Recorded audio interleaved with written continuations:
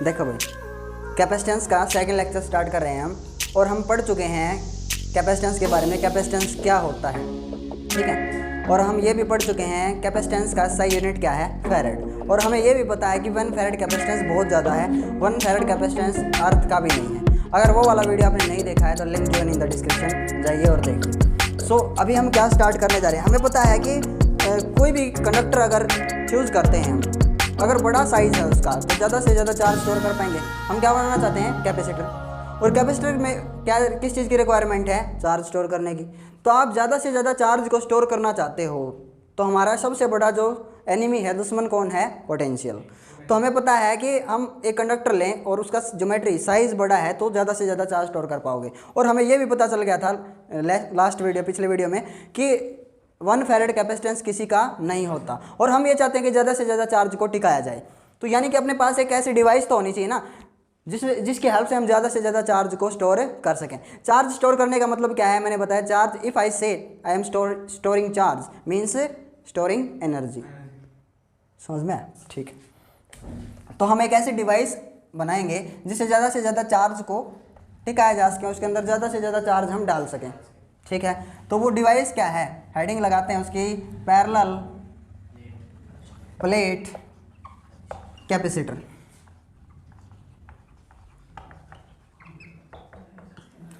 Parallel plate capacitor क्या है भाई, आएगा समझ में आपको।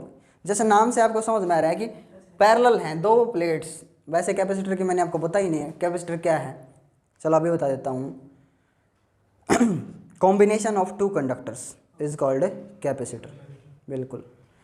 हाँ, तो यहाँ पे आप एक प्लेट लोगे, ऐसे सर्कुलर प्लेट है जिसका एरिया ए है, और हम उसको चार्ज देंगे। जैसे हम उसको चार्ज देंगे, हमें पता है चार्ज देने पे क्या राइज कर जाएगा, पोटेंशियल राइज कर जाएगा। पोटेंशियल राइज करने के कारण इलेक्ट्रिक फील्ड भी राइज करेगा। इलेक्ट्रिक फील्ड अगर राइज किया तो भाई सीधी बात है, एक लिमिट से ज़्यादा चार्ज दिया तो इलेक्ट्रिक फील्ड बहुत ज़्यादा स्ट्रॉन्ग हो जाएगा, और उसके कारण एयर के एटम्स में से इलेक्ट्रॉन्स खींचे आएंगे, जिसके कारण चार्ज का लीकेज स्टार्ट हो जाएगा। कंप्लीट पढ़ा चुका हूँ आपको, वो वाला वीडियो देख लेना। अभी देखो क्या है कि आप चार्ज स्टोर करना चाहते हो ज़्यादा से ज़्यादा। तो अभी मैं थोड़ा सा इसको, इस प्लेट को ऐसे रख के दिखाऊंगा आपको। ऐसे तो आपको पता है सर्कुलर प्लेट है, फिर मैं इसको कैसे रखूँगा, ऐसे, चाहिए समझ में। मैं इसको ऐसे रखूँगा। अब मैं इसको चार्ज दे रहा हूँ, देखिए इस प्लेट को मैंने ऐसे रखा और मैं इसको चार्ज दे रहा हूँ।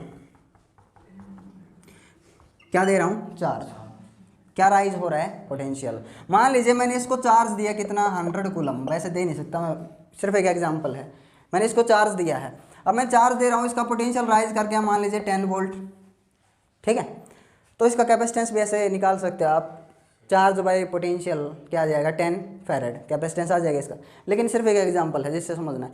अगर इससे ज़्यादा चार्ज हम देंगे इसको तो इसका पोटेंशियल इतना राइज करेगा, उसके कारण लीकेज स्टार्ट हो जाएगा।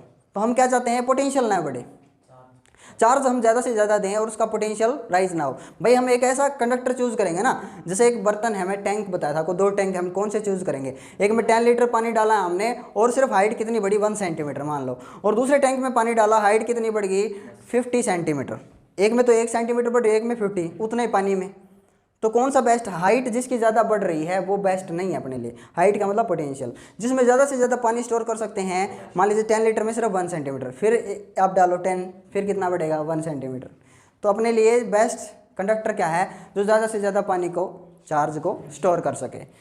यहाँ पे चार्ज को मैंने समझा है पानी की फॉर्म में, वाटर की फॉर्म में। तो अभी मैं क्या करता हूँ, मेरे को पता है पोटेंशियल राइज हो गया है, तो मैं क्या करता हूँ, इसके आगे एक और प्लेट रख देता हूँ ऐसे, ठीक है। थोड़ी सी स्ट्रेट बनाता हूँ इसको,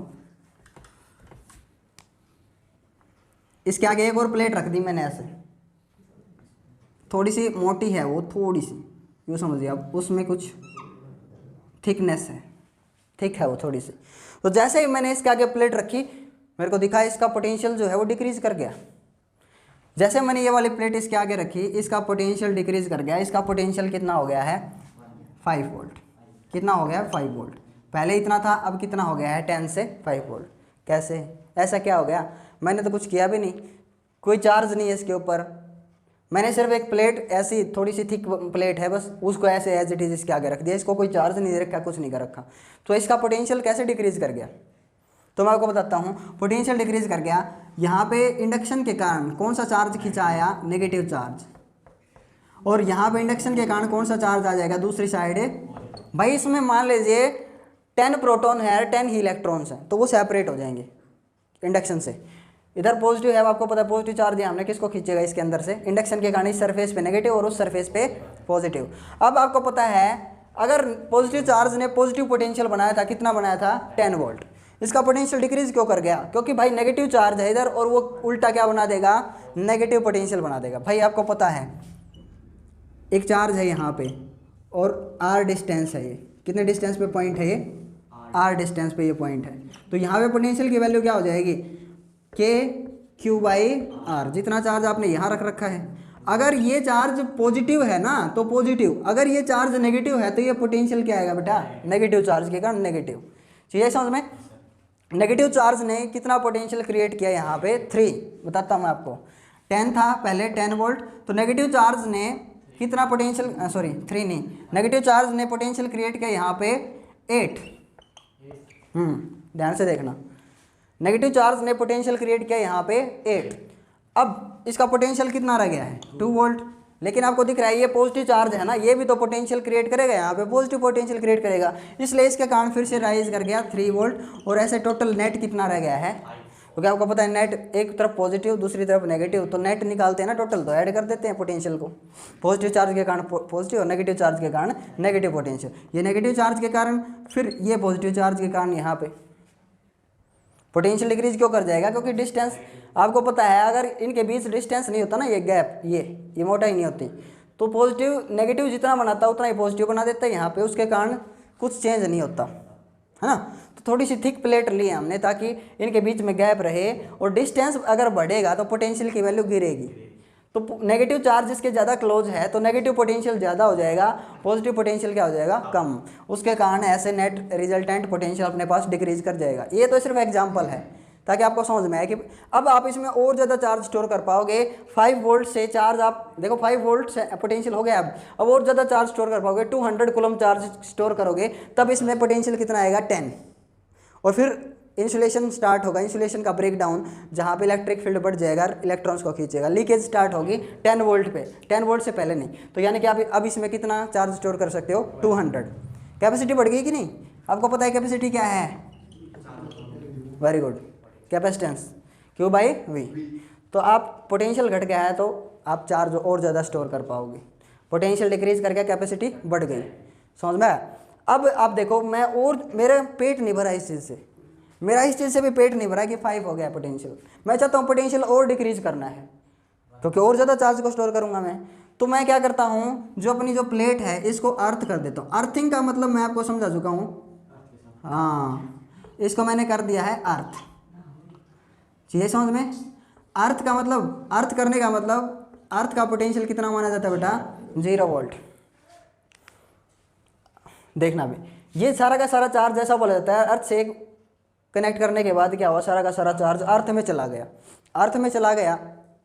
या फिर ऐसा बोल सकते हैं पॉजिटिव चार्ज चलता नहीं है ना, तो कई बार इसके एक एनालॉजी ऐसे फिट की जाती है कि यहाँ से कुछ इलेक्ट्रॉन्स आए और न्यूट्रल कर दिया, इनको न्यूट्रलाइज कर दिया, चाहिए समझ में। तो ऐसे जब अर्थिंग करने के बाद पॉजिटिव पोटेंशियल तो हट गया, दिख रहा है आपको, पॉजिटिव चार्ज हट गया तो पॉजिटिव पोटेंशियल नहीं हटेगा क्या, हटेगा कि नहीं, बिल्कुल।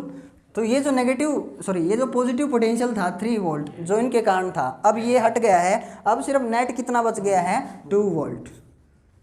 अब पोटेंशियल और डिक्रीज कर गया है तो आप और ज़्यादा इसमें चार्ज स्टोर कर पाओगे, समझ में आया। तो ऐसे हमने क्या बना दी, एक डिवाइस बना दी है जिसमें हम ज़्यादा से ज़्यादा चार्ज को टिका सकते हैं, ज़्यादा से ज़्यादा चार्ज स्टोर कर सकते हैं, चीज़ें समझ में। और 2 प्लेट्स पैरेलल में रखी गई हैं, इसीलिए इस डिवाइस का नाम क्या रखा गया, पैरेलल प्लेट कैपेसिटर। अब इसका कैपेसिटेंस निकालना है हमारे को कि पैरेलल प्लेट कैपेसिटर का कैपेसिटेंस किसके ऊपर डिपेंड करेगा, कैसे इसका कैपेसिटेंस निकालेंगे, ठीक है। तो देखिए ध्यान से, देखो अभी इसका कैपेसिटेंस निकालना है हमारे को, capacitance of A parallel plate capacitor, heading capacitance of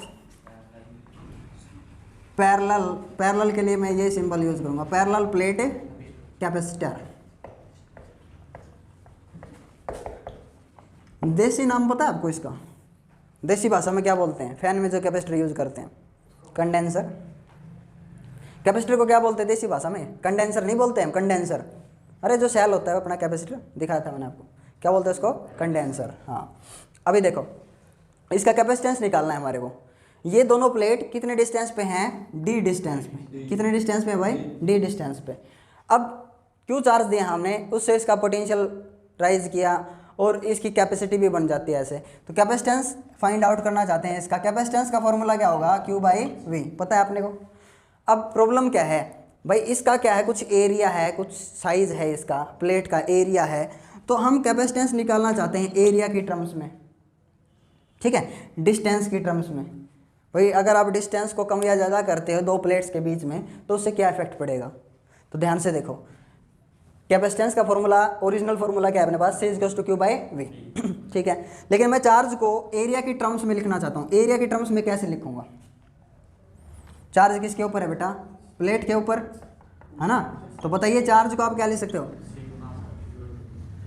देखो आपको पता है सिग्मा क्या है, सरफेस चार्ज डेंसिटी, क्या लिख सकते हो, total charge by total area.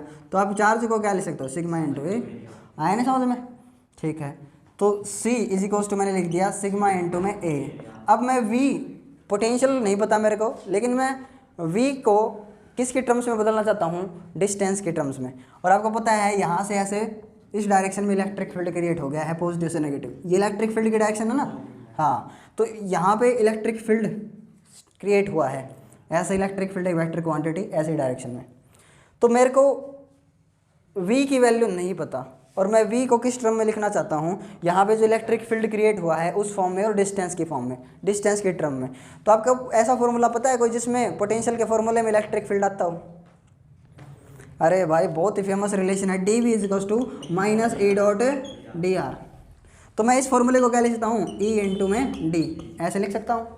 तो V को मैंने रिप्लेस कर दिया E इंटू डी से। अब मैं E को रखना नहीं चाहता मैं, क्योंकि मेरे पास क्या है, सरफेस चार्ज डेंसिटी है। तो E का कोई रिलेशन बताइए जिसका एरिया के साथ कोई रिलेशन हो, सरफेस चार्ज डेंसिटी के साथ रिलेशन हो, बताइए। अरे मैंने आपको करवाया था उस टाइम पे, मैंने बोला था एप्लीकेशन ऑफ गॉस लॉ मैं करवा रहा था ना, तो उस टाइम पे दो पैरेलल प्लेट थी इनफाइनाइट लेंथ की। तो उस टाइम पे मैंने आपको क्या बोला था, एक पॉजिटिव चार्ज दिया हमने, एक के ऊपर नेगेटिव, ध्यान से देख लो, एक के ऊपर पॉजिटिव चार्ज दिया, एक के ऊपर नेगेटिव, इसके ऊपर क्या है पॉजिटिव चार्ज और इसके ऊपर क्या है नेगेटिव चार्ज। तो इस टाइम पे यहाँ इलेक्ट्रिक फील्ड 0 और यहाँ इलेक्ट्रिक फील्ड 0 और बीच में इलेक्ट्रिक फील्ड बनता था सिग्मा अपॉन में एप्सिलॉन नॉट, और मीडियम के लिए था एप्सिल, और अगर एयर है बीच में, एयर है तो एयर के लिए क्या लग जाएगा, एप्सिलॉन नॉट। चीज़ आई ना समझ में। तो बताया था मैंने आपको, ये याद कर लेना भाई।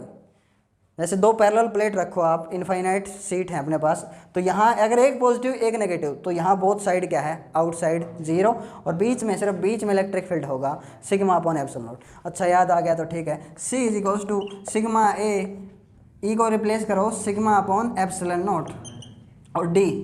अब सिग्मा से सिग्मा कैंसिल, एप्सिलॉन नॉट ऊपर चला गया, C = epsilon nought A by D। ये होगा भाई capacitance, capacitance of parallel plate capacitor, ये होगा। चीज़ है समझ में।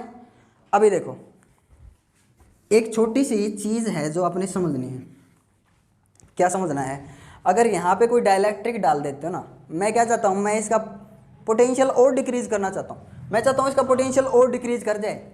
इसके लिए अगर आप एयर को निकाल करके, बीच में एयर है अभी दिख रहा है आपको, अगर यहाँ पे कोई डाइलेक्ट्रिक स्लैब डाल देता हूँ, डाइलेक्ट्रिक स्लैब एक टुकड़ा है, कंडक्टिंग स्लैब डालो या डाइलेक्ट्रिक स्लैब, कैसे स्लैब डाल दो, एक अलग से डेरिवेशन करेंगे, उसके लिए टेंशन लेने की जरूरत नहीं। लेकिन अगर आप बीच में कोई स्लैब डाल देते हो जो कि डाइलेक्ट्रिक है, तो डाइलेक्ट्रिक स्लैब डालने से क्या होगा, इसका कैपेसिटेंस इंक्रीज कर जाएगा। जितना उसका डाइलेक्ट्रिक कांस्टेंट होगा ना, उतना कैपेसिटेंस राइज कर जाएगा। अब डाइलेक्ट्रिक कांस्टेंट क्या होता है, के, डाइलेक्ट्रिक कांस्टेंट, उसका कुछ डाइलेक्ट्रिक कांस्टेंट होगा जिसको क्या बोलेंगे, के। अगर यहाँ पे कोई डाइलेक्ट्रिक स्लैब डाल दी तो क्या हो जाएगा उसके कारण, तो मैं आपको बताता हूँ। इसके मॉलिक्यूल्स होंगे, इसमें कुछ आइटम्स मॉलिक्यूल्स, इधर इस साइड कौन सा चार्ज आ जाएगा, नेगेटिव, आपको पता है, और इस साइड कौन सा चार्ज आ जाएगा, पॉजिटिव। तो इसका कुछ ये देखो, इधर इलेक्ट्रिक फील्ड बन रहा था पहले, इसके कारण इलेक्ट्रिक फील्ड किधर बनेगा, इधर। अब इलेक्ट्रिक फील्ड को डिक्रीज कर देगा ये के टाइम्स, जितना इसका डाइलेक्ट्रिक कांस्टेंट होगा उतने टाइम से डिक्रीज कर देगा, इलेक्ट्रिक फील्ड को डिक्रीज कर देगा, तो फिर कैपेसिटेंस के टाइम्स इसका इंक्रीज कर जाएगा। कैसे मैं बताता हूँ, अभी देखो दिख रहा है आपको, इसने ऐसा इलेक्ट्रिक फील्ड बनाया था पहले, इसके कारण इलेक्ट्रिक फील्ड नेगेटिव ई ऐसा बन गया है, समझ में आ गया। तो देखो मैं बताता हूँ, जैसे मान लीजिए 100% इलेक्ट्रिक फील्ड था पहले, और जैसे बीच में डाइलेक्ट्रिक स्लैब डाल दी मैंने, तो सिर्फ 20% रह गया, 20 इलेक्ट्रिक फील्ड रह गया। बताइए कितने टाइम्स डिक्रीज किया, 5 टाइम्स। कितने टाइम्स है, 5 टाइम्स। तो वो क्या है, डाइलेक्ट्रिक कांस्टेंट है इसका 5, वही 5 गुना कम कर देगा।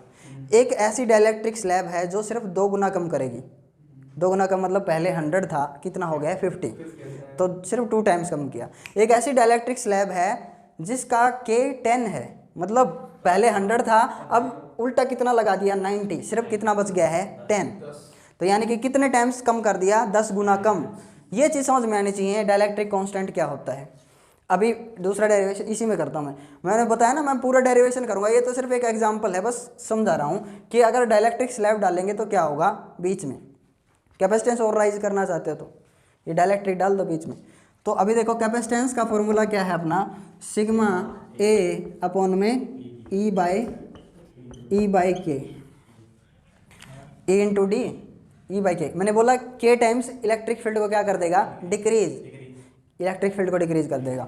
तो C इज इक्वल टू के ऊपर चला जाएगा सिग्मा ए, और E का फॉर्मूला क्या है, सिग्मा अपॉन में एप्सिलॉन नॉट डी, सिग्मा से सिग्मा कैंसिल। देखो C इज इक्वल टू क्या आ जाएगा, के epsilon not a by D.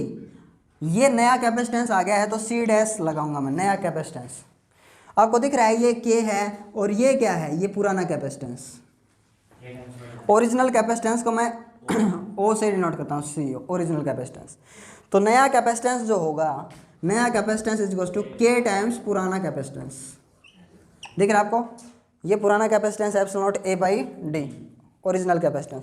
या तो आप ऐसे निकाल सकते हो, या फिर क्या है एक तरीका, दोनों को डिवाइड कर दो, C by c nought, C by c nought सिर्फ क्या बचा कि, तो नया capacitance is equal to K times पुराना ओरिजिनल कैपेसिटेंस।